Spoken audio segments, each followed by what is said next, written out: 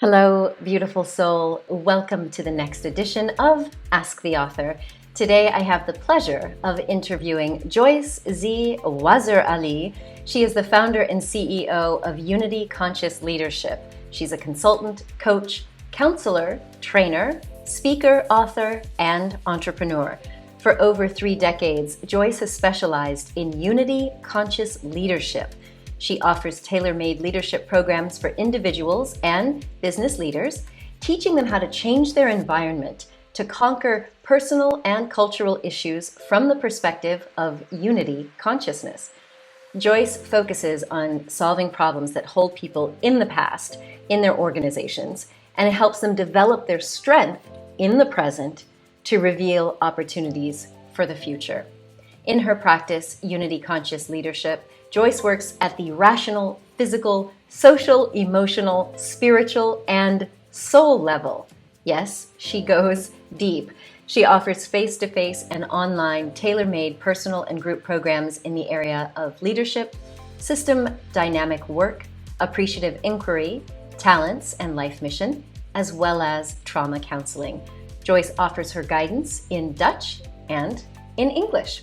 So, Joyce, welcome once again. I'm so excited to talk to you about your new book. Congratulations on the release of Unity Conscious Leadership from a Buddhist perspective. Thank you, Andrea. I'm so happy that I finished the book. Yay! Yeah, it was quite a journey. But I have reached my goal, and I'm happy with that. So yeah. Yeah, it is a big deal just to get it done, let alone out into the world. I really do consider writing a book as a spiritual process, because it's not that you're just putting words on a page or on a computer. You're really going through a transformational experience as you bring to life a whole new entity in the world. Yeah, and revealing my own soul to the world. So Yes, it is a big revelation. This is true. But you're not a stranger to this idea of sharing yourself with the world. In fact, as a co-author in our book, Magic and Miracles, as well as the book Life After Trauma, you shared stories in there that really tie to your intuition and the deepness of your soul work. But in particular, you talk about the triggers to sharing these stories and the stories themselves was a calling of your inner voice. You had these visions that kept bringing you back to these particular topics. So both of those visions in the previous stories turned out to be true in your life. What was your trigger for writing Unity Conscious Leadership? yeah, my trigger for Unity Conscious Leadership was a dream, a vivid dream I had in 2011. In my dream, I was in a forest, and there I met Shakyamuni Buddha. And I get emotional, but it's because it's so etched on my soul. He invited me to look into the world through his inner eye, and what I saw was paradise. And I felt absolute happiness and a dynamic peace. It's something I thought, this is something I have to share with the world. And since that day, it was my mission to contribute health, happiness, and peace to the world. But I didn't have a clue how to do that. So I went on with my work and everything. And then 2 years later, in 2013, I was in Spain. And after experiencing a mystical experience, that evening I decided to write a book about Unity Conscious Leadership. You can read the book, the story of the mystical experience also in my book. So Yes, I highly recommend it because it was pretty dramatic. And so when you decided to write it then after that mystical experience, did you have a blueprint or was it just still this feeling that something needed to come out? I had no blueprint. I had no focus. the only thing I had was the urge to write. And while I was writing, it unfolded. And what helped me to put things together in my story is by merging Eastern wisdom of the Lotus Sutra, Western knowledge, and my own concept of suffering and transformation, with a lot of practical experiences for more than 30 years. So it unfolded, and here is my book. Yeah. Well, for people who are not aware, what is the Lotus Sutra? The Lotus Sutra is Shakyamuni Buddha was always looking for a solution that people don't have to suffer, and so he founded yoga, meditation, mindfulness, all those things to get people in an inner peace. And the final, that are all sutras, and there are 80,000, I heard. So the final sutra is the Lotus Sutra, and the Lotus Sutra is about the complex coherence of life, how everything is connected and interconnected with each other, and how that functions in life. So that's the Lotus Sutra, and it was for me like coming home, because for me it sounds familiar. So yeah. Right. Well, you talk about that in the book, that from a very young age, just being out in nature, you were able to see that there's this interconnectedness between the sun and the rain and the trees and the bees and the flowers. Like, we are in this interconnected matrix. Yeah, and interdependence. We need each other. Yeah. So you mentioned that you have been working for over 30 years, and you've been working in the professional side, helping business leaders as well as individuals. What do you think is this common thread that comes through your Unity Conscious Leadership framework? I have discovered several common threads. If it's about people and organizations, they are all looking for health, happiness, and peace, and that's the core value of everyone. The second is that people and organizations get stuck in old patterns, and they find it very difficult to break through. Third is that the cause of many conflicts, crises, and complaints usually start with a trauma, a toxic situation, or a toxic relationship, or have been passed on for generations. And then personal and organizational development is also, for me, looking for answers and solutions inside the person.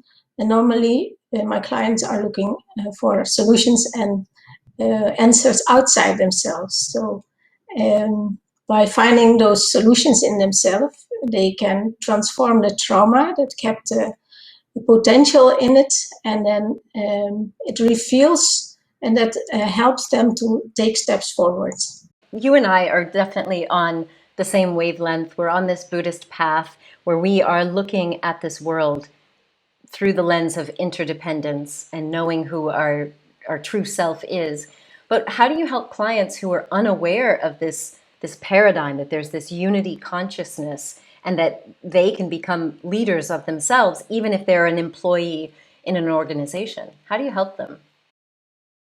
I listen to their stories, and I ask questions, understanding their situation from the lens of unity conscious leadership, and looking for patterns in their stories.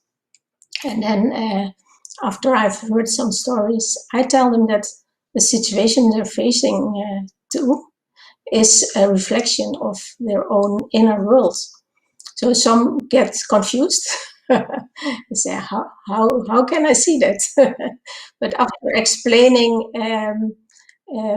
their situation, their stories with the lens of unity conscious leadership, they see the connection between their stories and their inner and their outer world. So after that, we start with inner process and then unlock their potential, and then they can take steps forward. Well, can you give us an example, like of how you would guide a client on a personal level?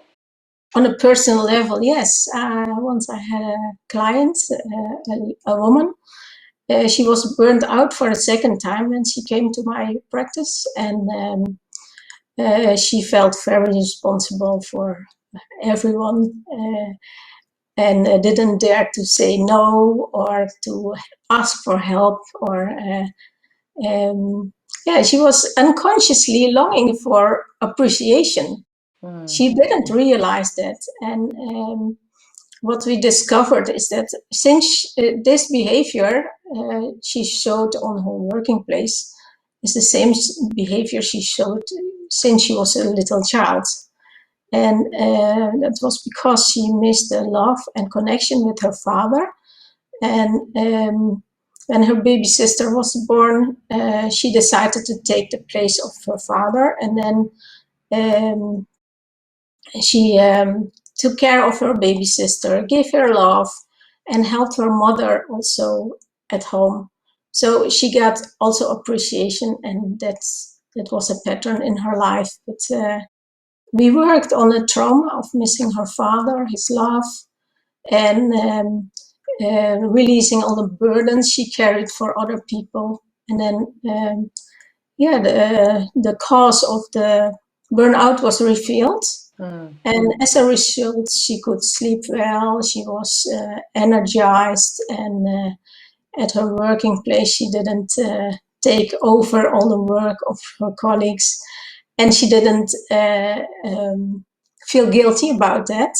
And many years passed by, and burnout never came back. So it was permanent. Yeah, I'm glad you bring that up, because many people are not aware that burnout is a relapsing condition. And unless you get down to the root of what led you to burnout in the first place, and for most of us, it isn't just because we overwork. It's because we are over giving, or just like your client, being a people pleaser, putting yourself last, and always taking on the burdens and sometimes even the energy of other people. And unless you go in and do that work that you did, helping her on a subconscious level to heal that traumatic attachment wound, otherwise people will just continue to burn out again and again. So that is a really key finding for us. So then let's contrast that. So that's how you help somebody on a personal level. How would you could you give us an example of how you would guide a business leader, through the cultural change that I know you can facilitate for organizations? Yeah, once I had a client. He was owner and director of a company with 40 employees. Half of them had a permanent contract, and the other half had a temporary contract. For some reason, the owner found it very difficult to take his place in his own company. So he hired a manager. And all the people working there, so the staff members, were complaining about the manager. And the owner sent the manager to trainings and did everything he could to change the situation, but it didn't change. So one day he invited me, and he said, what will you do differently? And I said, I will do nothing. I will include you in the process. I can only do the process if you are involved. And he agreed. And then we start to investigate. And what we discovered was that besides that he was not able to take his place, there were moments that there was farewell party for the employees with a temporary contract. And every time he went to the office to do the farewell ceremony, he was disrupted. Someone else needed him, so he was never there when there was a farewell party. So Yeah, we discovered that he had a trauma at a very young age. He couldn't remember anymore. But by stories of his family, he knew that it was true.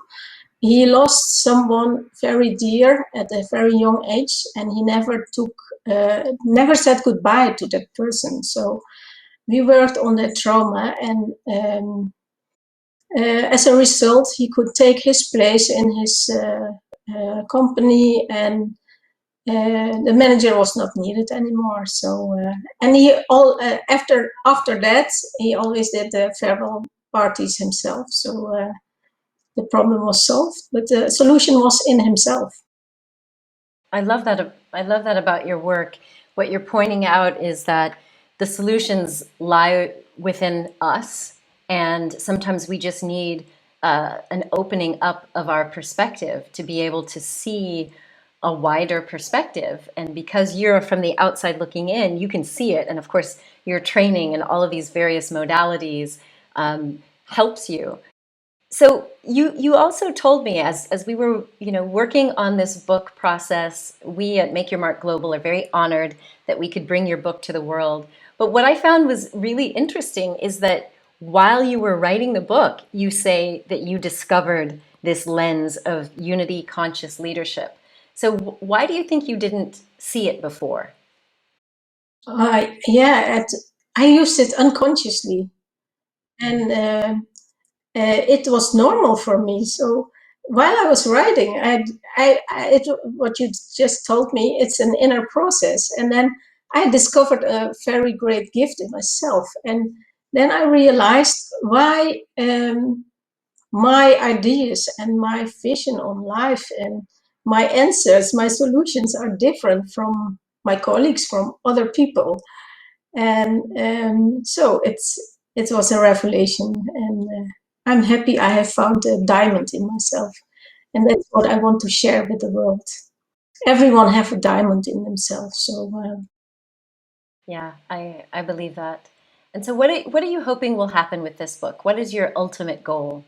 my goal with my book is to contribute to health, happiness, and peace in the world by inspiring anyone who are interested and wants to be a change or make a difference in the world, are looking for a new way to grow health, happiness, and peace, and want to make a step forward or make a journey from the head to the heart.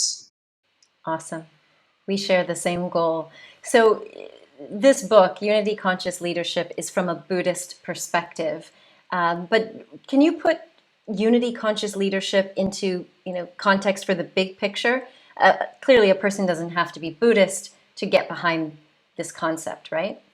Now, on the one hand, we live in a world of duality with an underlying belief that people and environment are separate in a dynamic order of hierarchy and inequality, communicating in a language of opposites like me and him, or they and us, or black and white, good and bad, and so on. For centuries, we are conditioned to perceive our world from the perspective of duality, and which is also the root cause of conflicts and crises. That's why it is so difficult that people and organizations can change habits and patterns or falling back into old habits. That's why it's so difficult to transcend mutual differences, and that's why it's also difficult to break through patterns. On the other hand, we can create a paradise where unity prevails, and everyone is unique and equally important, and everyone is connected with each other from heart to heart, where health, happiness, and peace are our core values. You can see unity conscious leadership as a new paradigm on leadership, to overcome and transform crises and hardships and unlock potential for a greater health, happiness, and peace.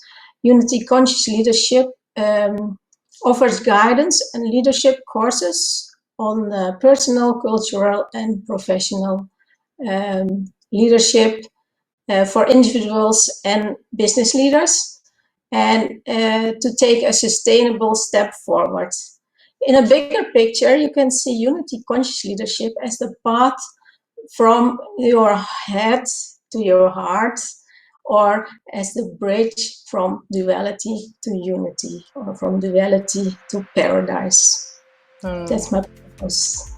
I love it. I love it. And this book is a wonderful starting point for people who do want to get this greater perspective and look at life through this lens of unity consciousness. So definitely check out Joyce's book, Unity Conscious Leadership. And if you go to her website, you can also get the first chapter of the book for free. And of course, if you would like to get coaching, you can do one of her group or individual programs, either in Dutch or in English. Joyce, I'm so proud of you, and I'm so honored that we get to share this book with the world. Congratulations, and thank you so much for your trust in us at Make Your Mark Global to bring this book to the world. Thank you for everything, Andrea, for being yourself, and thank you for the efforts and everything to help give birth to my book. Thank you. I'm very thankful. Yes, it's an honor. So there you have it, my friends. Thank you for tuning in for another episode of Ask the Author with our latest book from Make Your Mark Global, Unity Conscious Leadership by Joyce Wazirali. Until we meet again, my friend, please remember that you are a gift to the world. So share your presence with passion. Much love, everyone.